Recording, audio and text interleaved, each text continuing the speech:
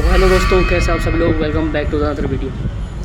तो आपका स्वागत है एक ऐसे प्लेटफॉर्म पे, एक ऐसा प्लेटफॉर्म जो आपको प्रोवाइड करवाता है कुछ हॉरर, कुछ थ्रिलर, कुछ ऐसे वीडियोस जो एक आदमी को कुछ पैरानॉर्मल एक्टिविटीज़ पे विश्वास करने लिए मजबूर कर देती हैं। तो जैसे कि हमने पिछली वीडियो में देखा, जो पार्ट 1 था PWD ऑफिसर की जो डरावनी कहानी थी उसका पार्ट 1, उससे आगे वो कहानी शुरू होती है, पार्ट 2 है उसका।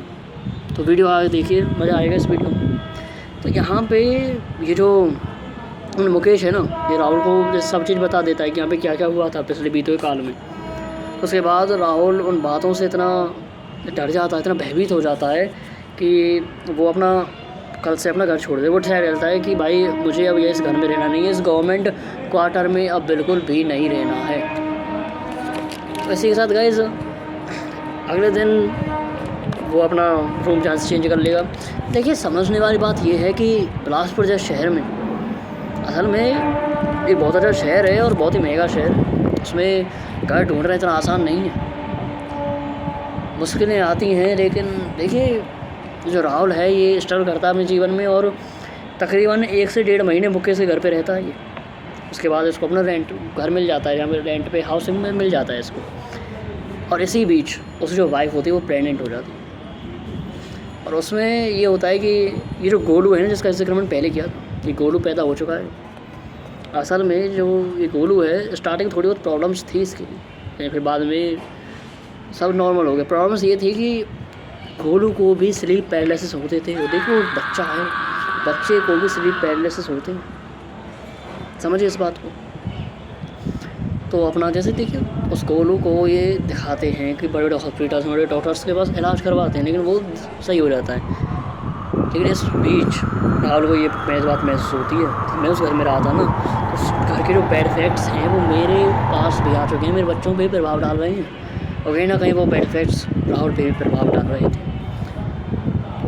तो उन घर का जो माहौल था, वो ऑरा था, वो बहुत ही नेगेटिव हो चुका था, क्योंकि राहुल कुछ अलग हरकतें करना शुरू कर दिया था, कुछ ऐसी पैरानॉर्मल एक्टिविटीज़ करना शुरू कर दिया था।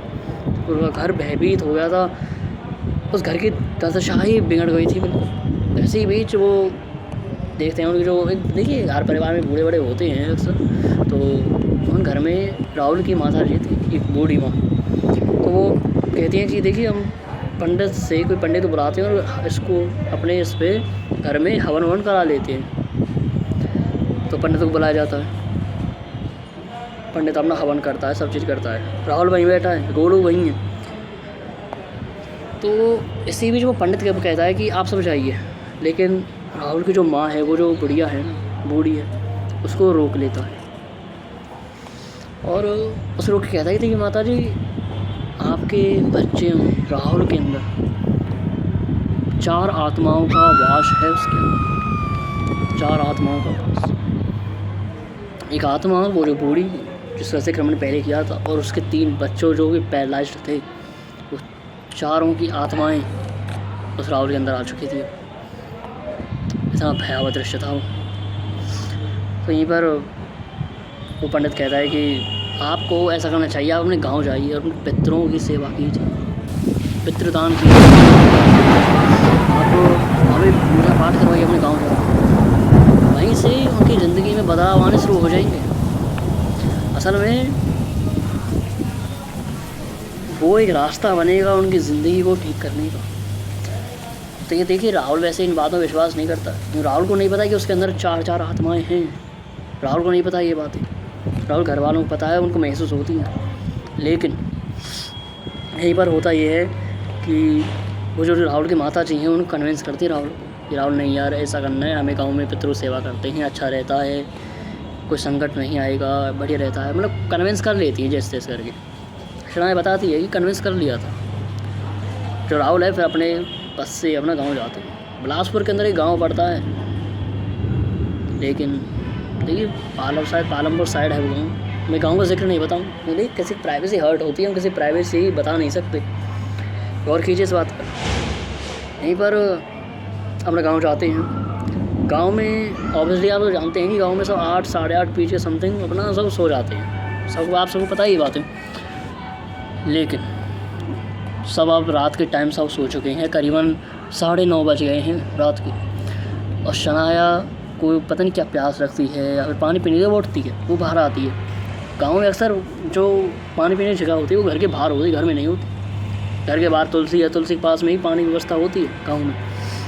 तो फिर वो अपने पापा को देखती है, राहुल को, कि उसके पापा एक बकरी को ले जा रहे हैं, खींचते हुए घसीट के ले जा रहे हैं बकरी को। तो सोचिए उस 15 साल की लड़की के लिए कितना भयावह दृश्य होगा, कितना भयावह दृश्य। सोचिए इस बात को।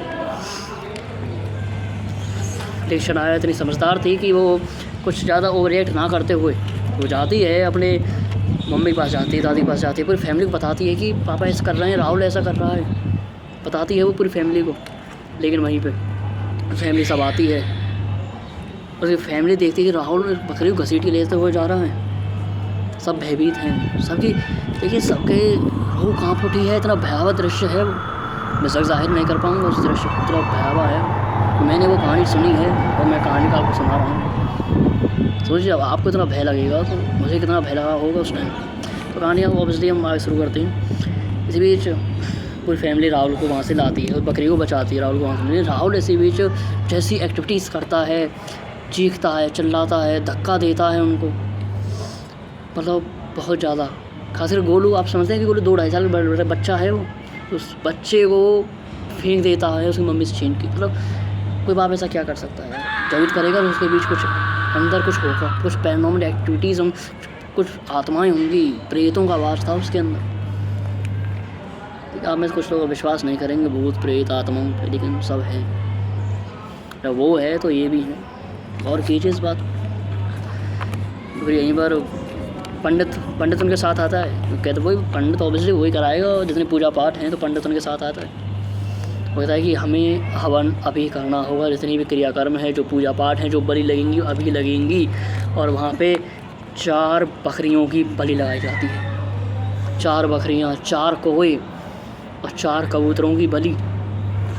सोचिए कितना भयावह दृश्य है वो, अंदर से झंझोर देने वाला।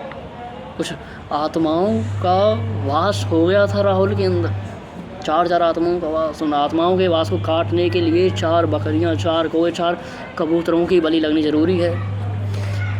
सभी चीज़ की व्यवस्था की जाती है, उनकी बलि लगाई जाती है। और सनाया बताती है कि जिस टाइम वो बलि लग रही थी ना, जो एनवायरनमेंट था, जो माहौल था, वो बिल्कुल ऐसा हो गया था कि हर किसी के रोंगटे खड़े हुए थे उस माहौल में। इतना ख़तरनाक माहौल हो गया था वो। लेकिन उस दिन के बाद उनकी ज़िंदगी से जो इस बर्बादी में उनकी ज़िंदगी थी ना, उस बर्बादी की राह से वो बच गए थे बस। मतलब किसी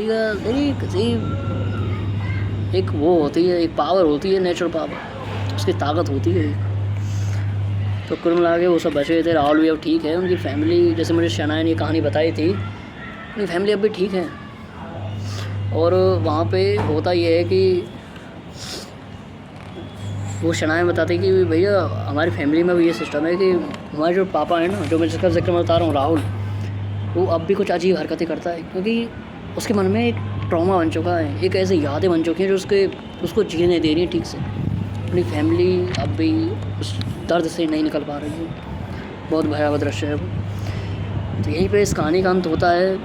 तो बस यही कहूँगा अंत में, ऐसे कुछ देखिए, मैं ये कहानी आपको सुना रहा हूँ ना, मैं आपको बता रहा हूँ, मैं कहानियाँ मुझे सुनाते हैं, मैं आपको सुना रहा हूँ। ऐसा इसलिए है क्योंकि मैं चाहता हूँ कि आप इन एक्टिविटीज़ से बचे रहें। कुछ पैरानॉर्मल एक्टिविटीज़ होती हैं भाई, जीवन में होती हैं, इनसे बचे रहें इनसे। तो यहीं पे कहानी हमारी समाप्त होती है।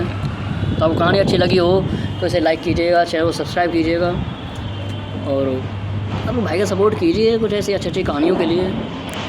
Thank you very much. Thank you.